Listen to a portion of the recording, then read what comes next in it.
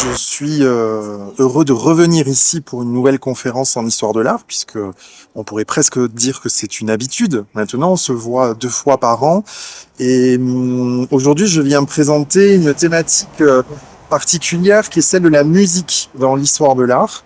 Ce qu'on considère être de l'art du son, et pourtant on va voir que les plasticiens s'en mêlent de la musique, s'en emparent, jouent avec, ou en font même l'occasion de produire des images. Donc c'est ce que je vais tâcher de montrer, démontrer et analyser aujourd'hui. Le paradoxe, j'ai envie de dire, de la musique telle que je vais vous en parler aujourd'hui, c'est que normalement c'est ce qu'on appelle un art du son. C'est quelque chose qui s'écoute. Donc pour le percevoir, cet art-là, nous agissons avec nos oreilles, a priori, pas seulement, mais principalement. Or là, vous voyez comment un artiste plasticien contemporain transpose cette complexité de la musique qui certes se vit dans le moment et pourtant s'inscrit également dans la durée, parce que la musique se construit dans l'écoulement du temps, ça n'est pas de l'instantané, ça ne dure pas une fraction de seconde. Armand au XXe fait de la musique non pas un sujet, mais un matériau. C'est encore très différent, on ne l'avait pas vu jusqu'alors. Il explose complètement des instruments de musique.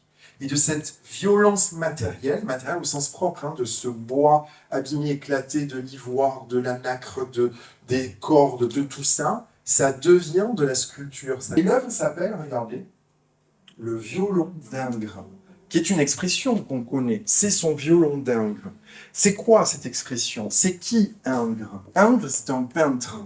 C'est un peintre néoclassique, c'est un peintre du 19e, connu par exemple pour son bain turc. Eh bien, regardez, n'y a-t-il pas un lien entre les personnages féminins éminemment sensuels et donc séduisants que Ingres idéalise, parce qu'il n'est jamais allé en fait en Orient. Elle a traversé toutes les époques, toutes les périodes, puisque nous en avons des images. Des images, non pas des sons, mais nous en avons des traces qui nous montrent. Son nom réalise malgré tout une prouesse technique, parce qu'il arrive à créer un petit film d'animation, vous allez voir, avec un petit personnage qu'on va suivre, tout en suivant la partition d'une œuvre classique. Vous allez voir que la partition devient à la fois paysage, décor et lieu de l'action.